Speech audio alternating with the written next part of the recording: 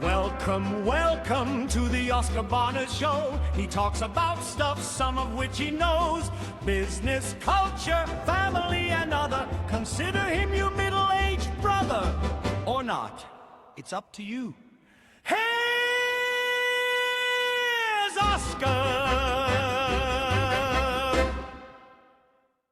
Welcome to the Oscar Barnes Show. I'm your host, Oscar Barnes, and this is episode 1. LinkedIn is a wet market for catfishing. But first, how are you doing? Are you doing okay? Did you get all of your holiday shopping done? Do you have any money left over? My local grocery store is charging $18 a pound for roast beef. Whoever thought that a roast beef sandwich would be considered a luxury item? I actually think this year we're not going to get our kids anything. We're going to get our kids what I refer to as gift condiments, such as batteries for a remote control car we didn't get, scissors to open packaging on a gift they won't receive, and a hanger for a new ski jacket, which we haven't bought.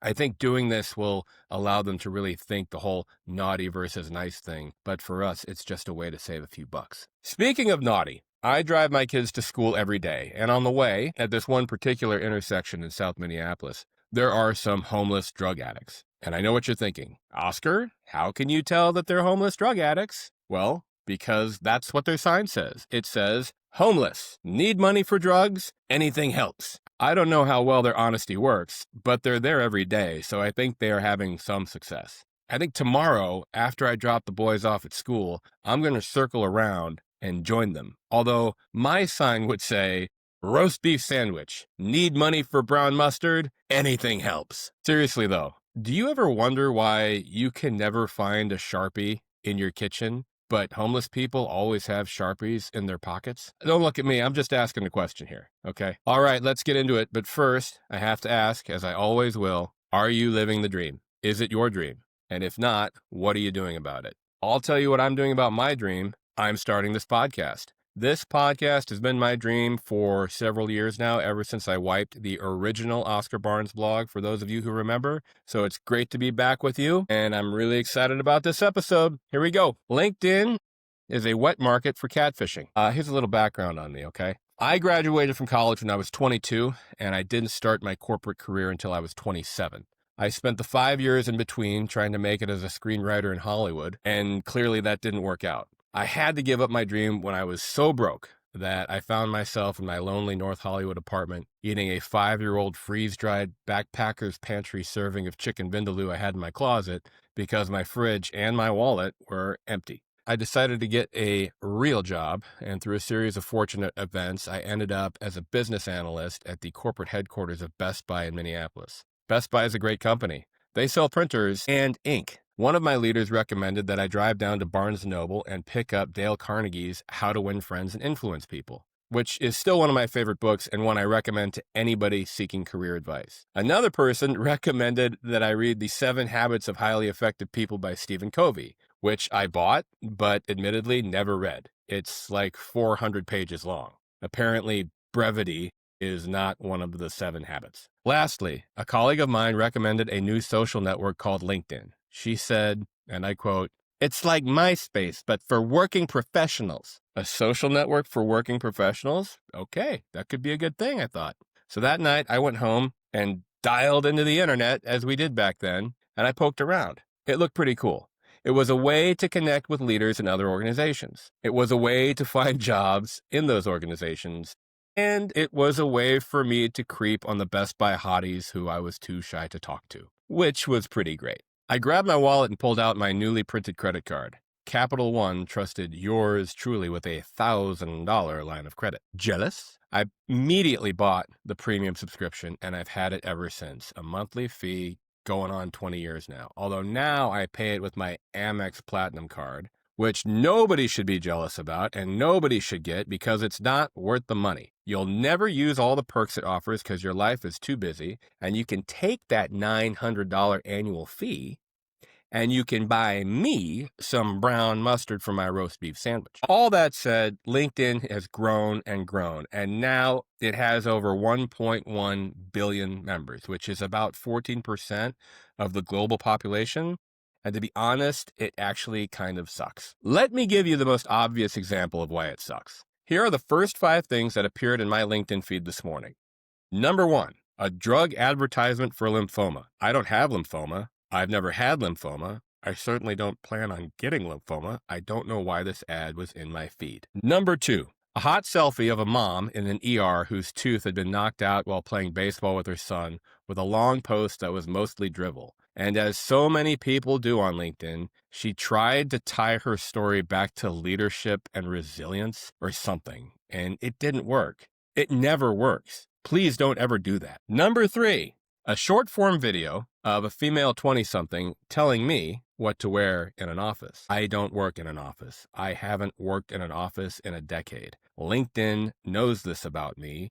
Why is this in my feed? Number 4, another drug advertisement. This time it's for a sleep disorder pill. I'm not sure if the pill will give me a sleep disorder or get rid of a sleep disorder. Either way, I don't have a sleep disorder. I don't want a sleep disorder. Therefore, I do not want this pill.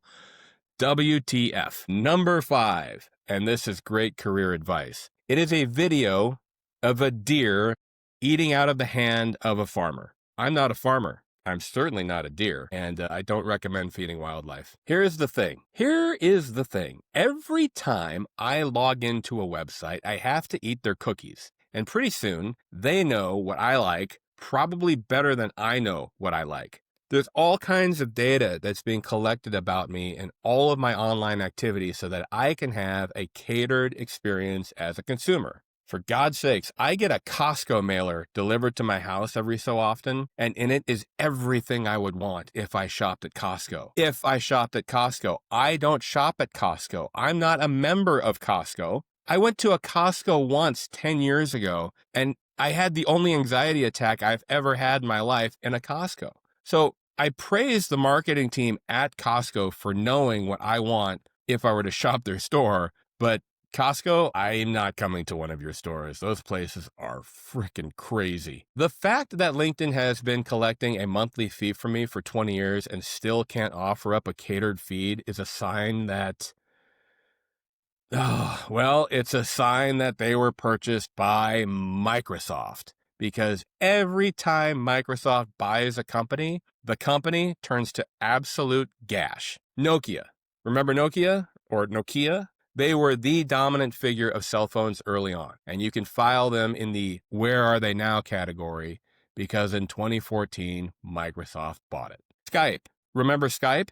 They were the video call pioneer, but you can't get a hold of them now, can you? That's because in 2011, Microsoft bought them. Honestly, Skype could have owned the COVID pandemic, but Skype's loss was Zoom's gain. Everybody started using Zoom because Skype was nowhere to be found. I guess Microsoft still offers up Microsoft Teams, but I will give anybody $1 if they can show me how that thing works. Look, I get it. A lack of catered content and an overwhelming amount of useless content are superficial beefs. I admit it. So let's focus on the real reason why people join LinkedIn. 1 is to link up with others, and 2 is to find a job. Here are the 3 things that I take a major issue with regarding LinkedIn. Issue number 1, allowing and encouraging companies to post fake jobs. Keep in mind that Indeed is the largest aggravator of jobs in America strictly by the sheer volume of job postings. This would include everything from car mechanic jobs to janitorial jobs. But LinkedIn is the number 1 site for working professionals. This is the place that a lot of us go to find our next corporate job.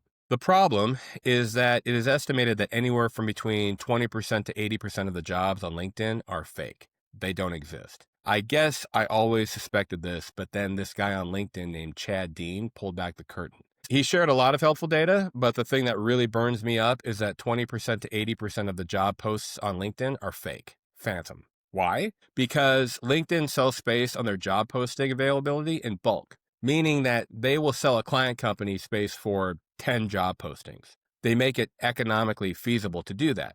So what if that company only has 2 real job openings, but they've purchased 10 job postings on LinkedIn?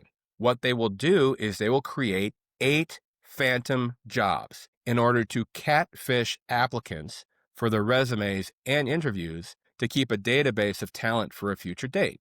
This is why you can apply for 100 jobs on LinkedIn and never get a single interview. Right now, I have friends who are unemployed and they're pulling their hair out. One of them is a former senior vice president at Wells Fargo. He has held executive positions at Best Buy and United Healthcare.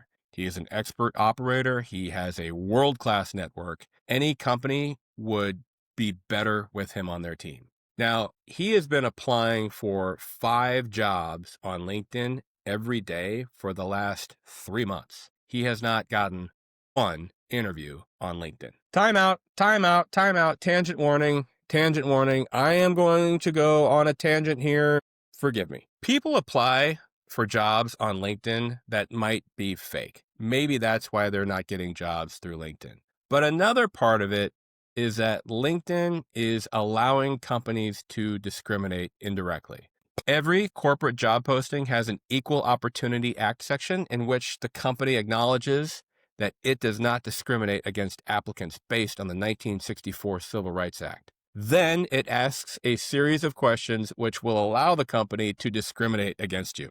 What is your age? What is your sex? What is your gender? What are your pronouns? Are you a veteran? Are you disabled? Are you a disabled veteran? Those questions have been standard for a long time. But my new 2 favorite questions that I see popping up more and more and are completely illegal, by the way, are 1, are you a caregiver for a loved one? And 2, which violates the Section 7 of the Civil Rights Act, what is your sexual orientation? AKA, do you like boys or girls? Ironically, the equal opportunity questionnaires allow companies to do the exact discriminating the Civil Rights Act was trying to prevent. Tangent over.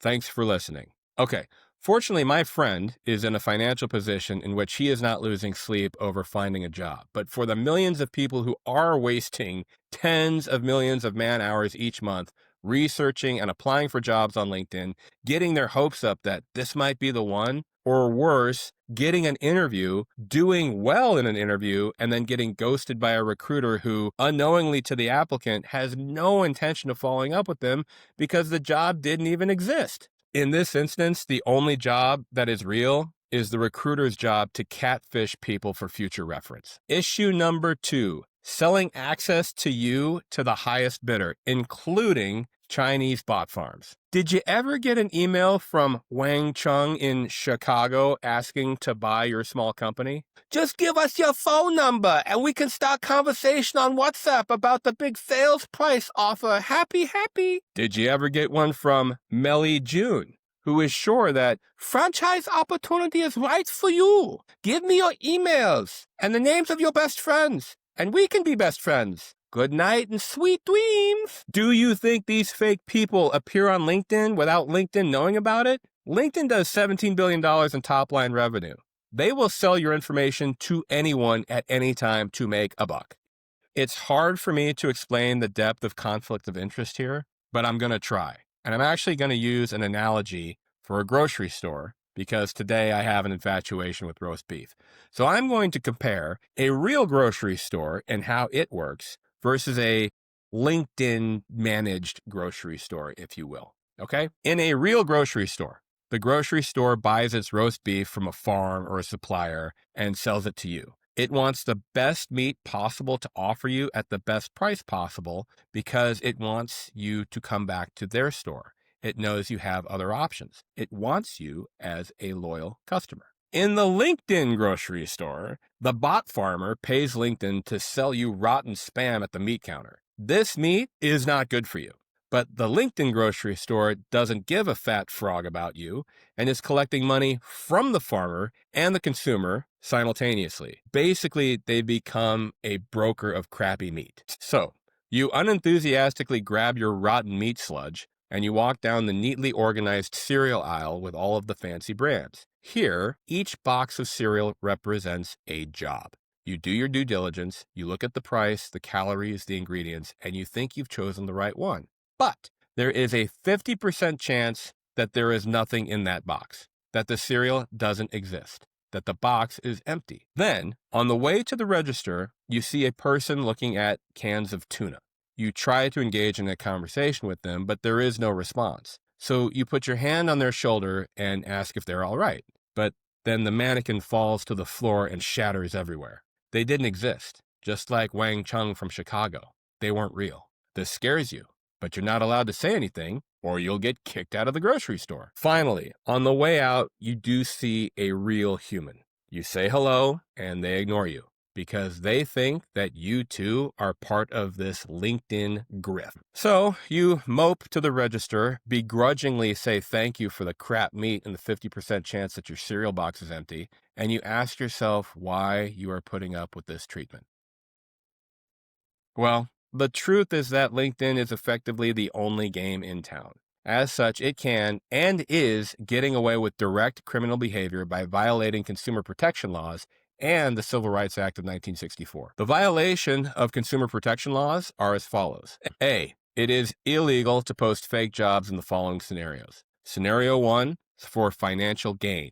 They're charging you and me a premium fee to access jobs that don't exist. Scenario 2, intent to harm. Knowingly supporting the creation of fake jobs with no intention to hire, which wastes applicants' time and resources. B, LinkedIn permits companies to post jobs and ask questions of the applicant that are illegal under federal law, such as asking about a candidate's sexual orientation. I think it's time we talk about the dreaded R word. And don't worry, I'm not going to say retard. I know, some people don't like regulation. Until they get frack gas in their tap water, then they really appreciate clean water. Regulations are put in place to protect Americans and the American economy. If America wants to continue to be the largest economy in the world ahead of China, during a time when millions of Americans are going to lose their jobs to AI, then America needs to fix the job hiring industry. Millions of American man-hours are wasted daily by unknowing job seekers putting in time in writing catered resumes and catered cover letters specific to each application.